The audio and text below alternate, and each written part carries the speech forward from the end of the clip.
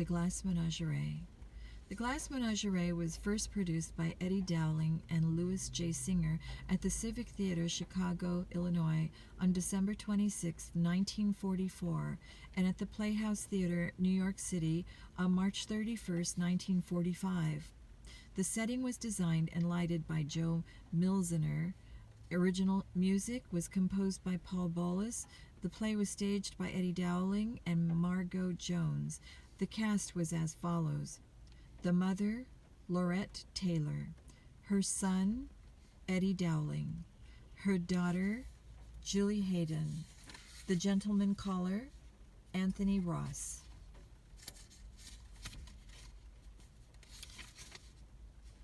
Part 1. Preparation for a gentleman caller. Part 2. The gentleman calls.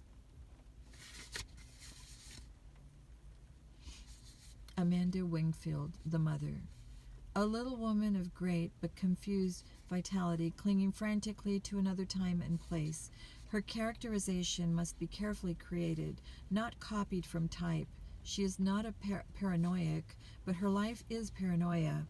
There is much to admire in Amanda, and as much to love and pity as there is to laugh at.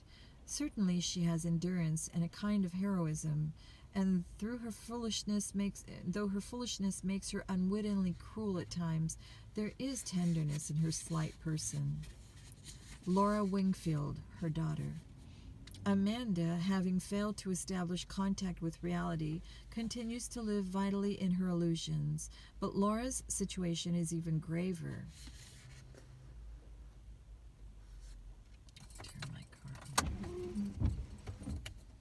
A childhood illness has left her crippled, one leg slightly shorter than the other and held in a brace. This defect needs more than suggested on the stage. Stemming from this, Laura's separation increases till she is like a piece of her own glass, too exquisitely fragile to move from the shelf. Tom Wingfield, her son, and the narrator of the play. A poet with a job in a warehouse, his nature is not remorseless, but to escape from a trap he has to act without pity. Jim O'Connor, the gentleman caller, a nice, ordinary young man. Scene 1. The Wingfield apartment is in the rear of the building, one of those vast, hive-like conglomerations of cellular living units that flower as warty growths in overcrowded urban centers of lower middle-class population and are symptomatic of the impulse of this largest and fundamentally enslaved section of American society to avoid fluidity and differentiation and to exist and function as one interfused mass of automatism. The apartment faces an alley and is centered by a fire escape, a structure whose name is a touch of accidental poetic truth, for all of these huge buildings are always burning with the slow and implacable fires of human desperation. The fire escape is part of what we see, that is, the landing of it and steps descending from it. The scene is memory and is therefore non-realistic.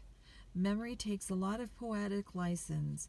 It omits some details, others are exaggerated, according to the emotional value of the article it touches. For memory is seated predominantly in the heart. The interior is therefore rather dim and poetic. At the rise of the curtain, the audience is faced with the dark, grim rear wall of the Wingfield tenement. This building is flanked on both sides by dark, narrow alleys which run into murky canyons of tangled clotheslines, garbage cans, and the sinister latticework of neighboring fire escapes. It is up and down these side alleys that exterior entrances and exits are made during the play. At the end of Tom's opening commentary, the dark tenement wall slowly becomes transparent and reveals the interior of the ground floor Wingfield apartment. Nearest the audience is the living room, which also serves as a sleeping room for Laura, the sofa unfolding to make her bed. just beyond, separated from the living room by a wide arch or second proscenium with transparent faded portieres or second curtain, is the dining room. In an old-fashioned whatnot in the living room are seen scores of transparent glass animals. A blown-up photograph of the father hangs on the wall of the living room, to the left of the archway. It is the face of a very handsome young man in a doughboy's First World War cap. He is gallantly smiling, ineluctably smiling, as if to say, "I will be smiling forever." Also hanging on the wall, near the photograph, are a typewriter keyboard chart and a Gregg shorthand diagram. An upright typewriter on a small table stands beneath the charts. The audience hears and sees the opening scene in the dining room through both the transparent fourth wall of the building and the transparent gauze portieres on the dining room arch. It is during this revealing scene that the fourth wall slowly ascends out of sight. This transparent exterior wall is not brought down again until the very end of the play, during Tom's final speech. The narrator is an undisguised convention of the play. He takes whatever license with dramatic convention is convenient to his purposes. Tom enters, dressed as a merchant sailor, and strolls across to the fire escape. There he stops and lights a cigarette. He addresses the audience. Tom: "Yes, I have tricks in my pocket. I have things up my sleeve, but I'm the opposite of a stage magician.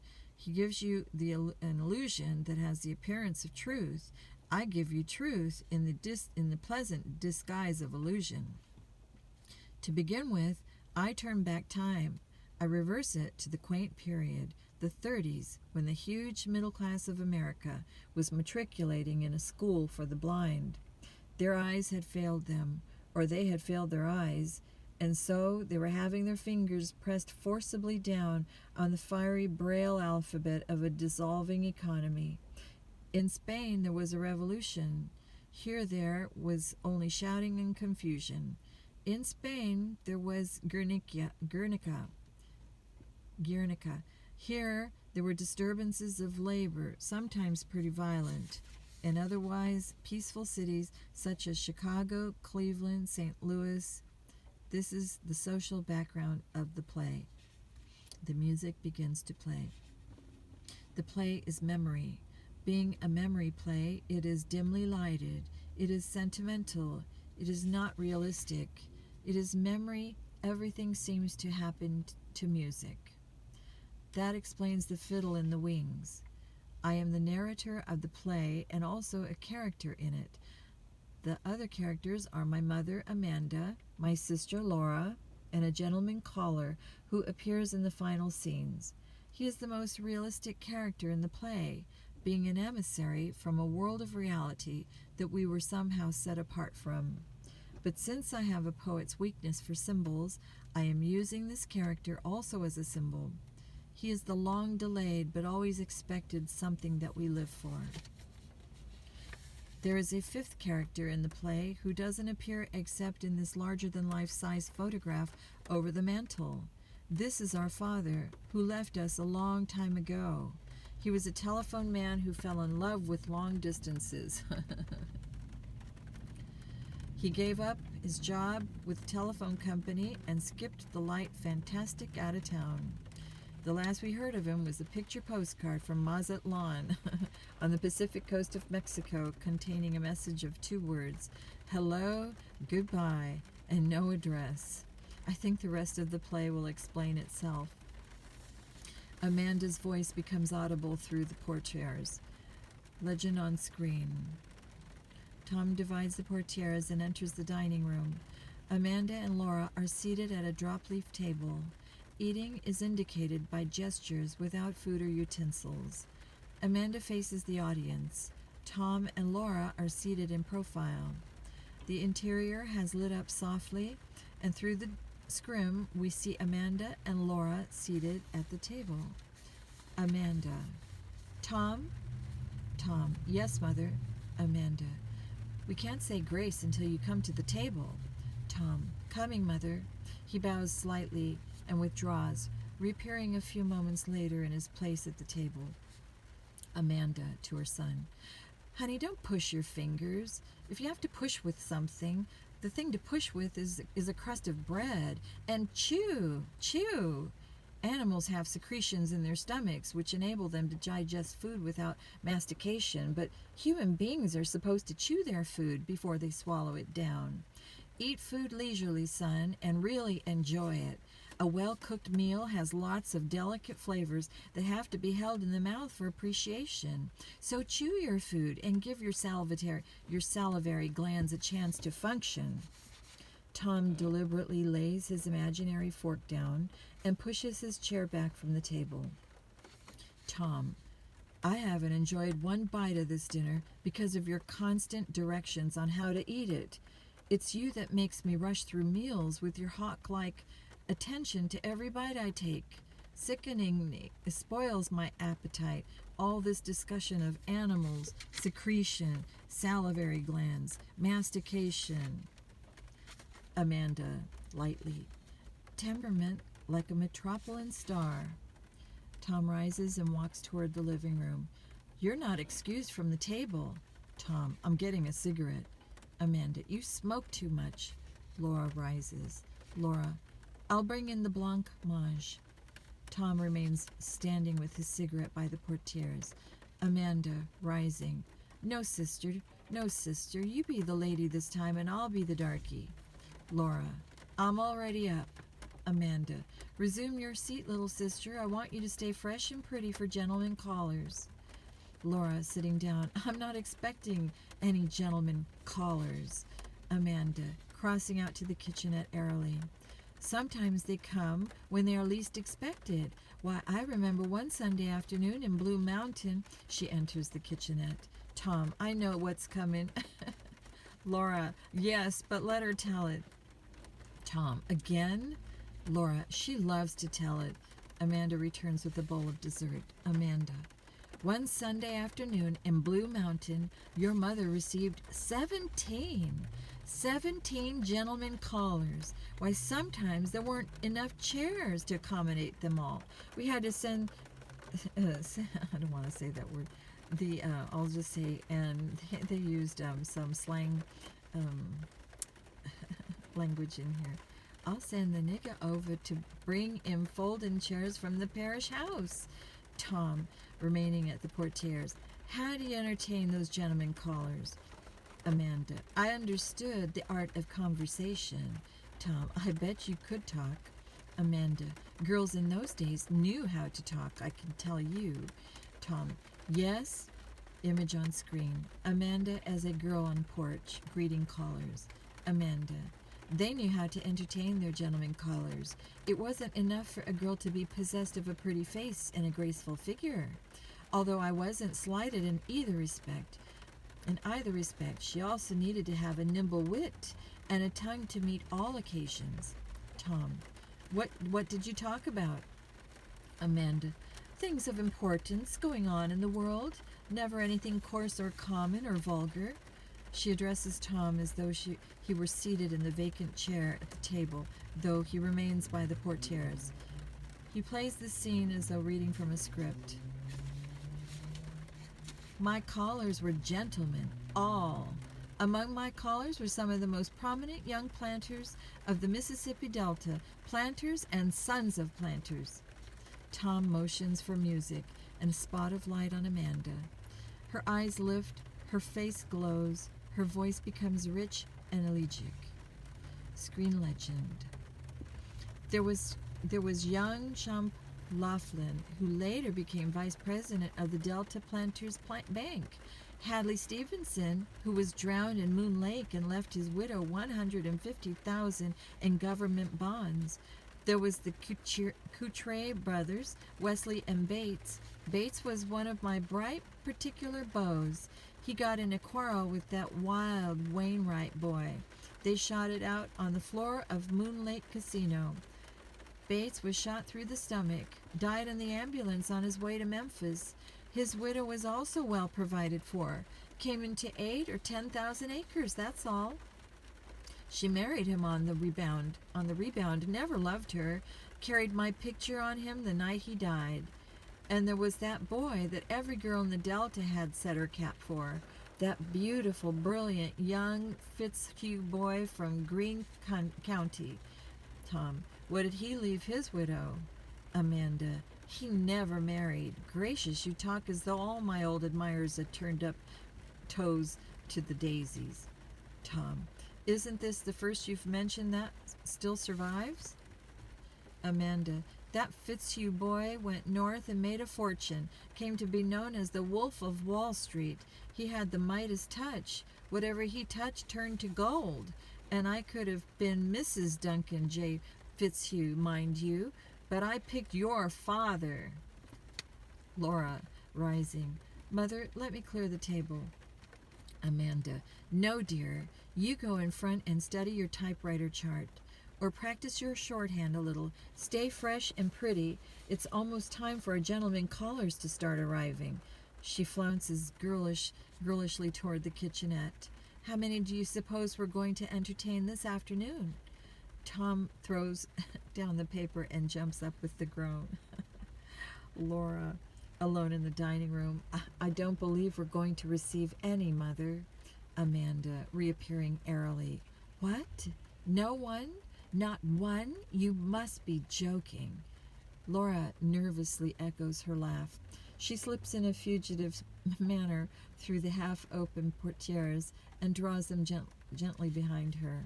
A shaft of very clear light is thrown on her face against the faded tapestry of the curtains. Faintly, the music of the glass menagerie is heard as she continues lightly. Not one gentleman caller? It can't be true. There must be a flood. There must have been a tornado. Laura, it isn't a flood. It's not a tornado, Mother. I'm just not popular like you were in Blue Mountain. Tom utters another groan. Laura glances at him with a faint, apologetic smile. Her voice catches a little. Mother's afraid. Mother's afraid I'm going to be an old maid. The scene dims out with the glass menagerie music. Scene 2. On the dark stage, the screen is lighted with the image of blue roses. Gradually, Laura's figure becomes apparent, and the screen goes out. The music subsides. Laura is seated in the delicate ivory chair at the small clawfoot table.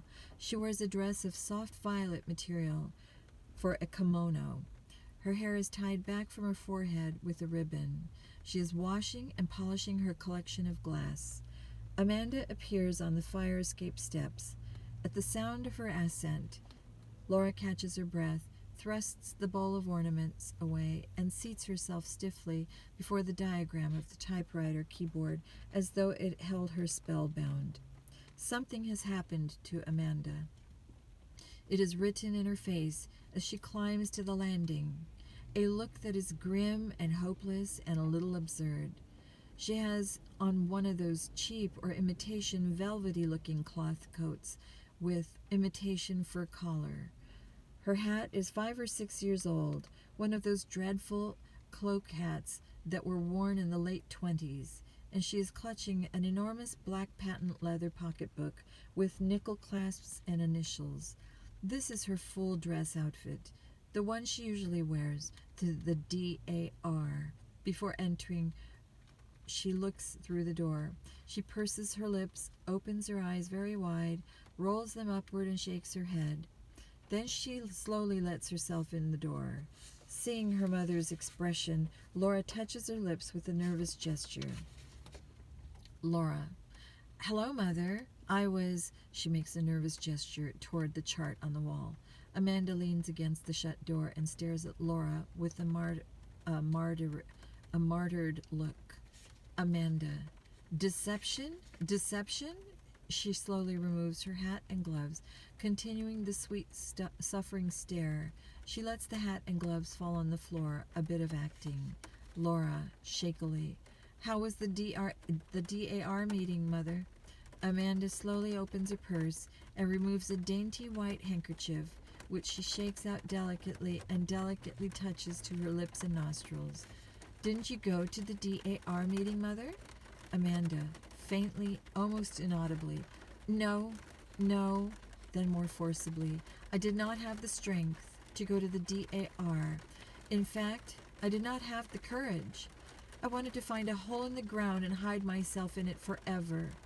She crosses slowly to the wall and removes the diagram of the typewriter keyboard. She holds it in front of her for a second, staring at it sweetly and sorrowfully, then bites her lips and tears it in 2 pieces. Laura, faintly, "Why did you do that, Mother?" Amanda repeats the same procedure with the chart of the Greg alphabet. "Why are you..." Amanda, Why? How old are you, Laura?" Laura, "Mother, you know my age." Amanda, "I thought that you were an adult. It seems that I was mistaken." She crosses slowly to the sofa and sinks down and stares at Laura. Laura, "Please don't stare at me, Mother." Amanda closes her eyes and lowers her head. There's a 10-second pause. Amanda, "What are we going to do? What is going to become of us? What is the future?" There is another pause. Laura, "Has something happened, Mother?" Amanda draws a long breath, takes out the handkerchief again, goes through the dabbling process. Mother, "Has something happened?" Amanda, "I'll be all right in a minute. I'm just bewildered." She hesitates. "By life." Laura, "Mother, I wish that you could tell me what happened." Amanda, "As you know, I was supposed to be inducted into my office at the DAR this afternoon." Screen image, a swarm of typewriters. "But I stopped off at Rubicam's Business College to speak to your teachers about your having a cold and ask them what progress they thought you were making down there." Laura, "Oh." Amanda, "I went to the typing instructor and introduced myself as your mother. She didn't know who you were. 'Wingfield,' she said. 'We don't have any such student enrolled at the school.' I assured her she did, that you had been going to classes since early in January. 'I wonder,' she said, 'if you could be talking about that terrible shy girl who dropped out of school only after a few days' attendance.' 'No,' I said. 'Laura, my daughter has been going to school every day for the past 6 weeks.' 'Excuse me,' she said. She took the attendance book out, and there was your name, unmistakably printed, and all the dates you were absent until they decided that you had dropped out of school.' I still said, 'No, there must be some mistake. There must have been some mix-up in the records.' And she said, 'No, I remember her perfectly now.' Her hands shook so that she couldn't hit the right keys. The first time we gave her a speed test, she broke down completely, was sick at the stomach, and almost had to be carried into the washroom. After that morning, she never showed up anymore. We phoned the house, but never got any answer. While I was working at Famous Bar, I suppose, demonstrating those..." She indicates a brassiere with her hands. "Oh, I felt so weak. I could barely keep on my feet. I had to sit down while they got me a glass of water. $50 tuition, all of our plans, my hopes and ambitions for you, just gone up the spout like that." Laura draws a long breath and gets awkwardly to her feet. She crosses to the Victrola and winds it up. "What are you doing?" Laura, "Oh." She releases the handle and returns to the seat. Amanda, "Laura, where have you been going when you've gone out pretending that you were going to business college?" Laura, "I've just been going out walking." Amanda, "That's not true." Laura, "It is. I just went walking." Amanda, "Walking? Walking in winter? Deliberately courting pneumonia in that light coat? Where did you walk to, Laura?" Laura, "All sorts of places, mostly in the park." Amanda, "Even after you started catching that cold?" Laura, "It was the lesser of 2 evils, Mother." Screen image, winter scene in a park. "I couldn't go back there. I threw up on the floor." Amanda, "From 7:30 till till 5 every day. You mean to tell me you walked around in that park because you wanted to make me think that you were still going to Rubikam's business college? Laura, it wasn't as bad as it sounds. I went inside places to get warmed up. Amanda, inside where? Laura, I went in the art museum and the birdhouses at the zoo. I visited the penguins every day. Sometimes I did without lunch and went to the movies. Lately I've been spending most of my afternoons in the Jewel Box, that big glass house where they raise tropical flowers. Amanda, you did all this to deceive me? Just for deception? Laura looks down. Why? Laura, Mother, when you're disappointed, you get that awful suffering look on your face, like the picture of Jesus, Mother, in the museum. Amanda, hush. Laura, I couldn't face it. There's a pause. A whisper of strings is heard. Legend on screen. The crust of humility. Amanda, hopelessly fingering the huge pocketbook. So what are we going to do the rest of our lives? Stay home and watch the parades go by? Amuse ourselves with the glass menagerie, darling? Eternally play those worn-out phonograph records your father left as a painful reminder of him? We won't have a business career. We've given that up because it gave us nervous indigestion. She laughs wearily. What is there left but dependency all our lives? I know so well what becomes of unmarried women who aren't prepared to occupy a position. I've seen such pitiful cases in the South, barely tolerated spinsters living upon the grudging patronage of sister's husband or brother's wife, stuck away in some little mousetrap of a room, encouraged by one in-law to visit another, like bird-like women without any nest, eating the crust of humility all their life. Is that the future that we've mapped out for ourselves? I swear it's the only alternative I can think of. She pauses. It isn't a very pleasant alternative, is it? She pauses again. Of course, some girls do marry. Laura twists her hands nervously. Haven't you ever liked some boy? Laura, yes, I liked one once. She rises. I came upon his picture a while ago. Amanda, with some interest. He gave you his picture? Laura, no, it's in the yearbook. Amanda, disappointed. Oh, a high school boy. Screen image. Jim as the high school hero bearing a silver cup. Laura, yes, his name was Jim. She lifts the heavy annual from the clawfoot table. Here he is, the Pirates of Penzance. Amanda, absently. The what? Laura, the operetta the senior class puts on. He had a wonderful voice, and we sat across the aisle from each other Mondays, Wednesdays, and Fridays in the odd. Here he is with a silver cup for debating. See his grin? Amanda, absently. He must have had a jolly disposition. Laura, he used to call me Blue Roses. Amanda, why did he call you such a name as that? Laura, when I had that attack of pleurosis, he asked me what was the matter when I came back. I said pleurosis. He thought that I said blue roses, so that's what he always called me after that. Whenever he saw me, he'd holler, "Hello, Blue Roses." I didn't care for the girl that he went out with, Emily Meinsenbeck. Emily was the best-dressed girl at Soldan. She never struck me, though, as being sincere. It says in the personal section they're engaged. That's 6 years ago. They must be married by now. Amanda, girls that aren't cut out for business careers usually wind up married to some nice man.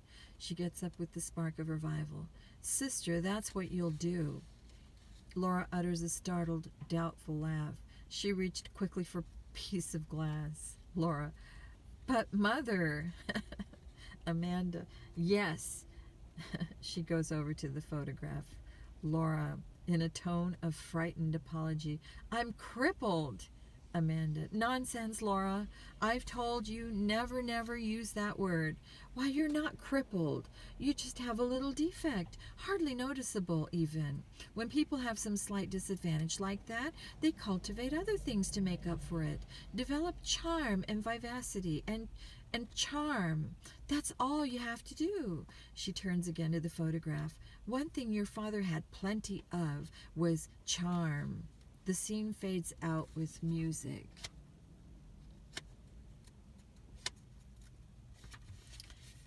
And I'll stop right there. We'll begin the next chapter in a moment.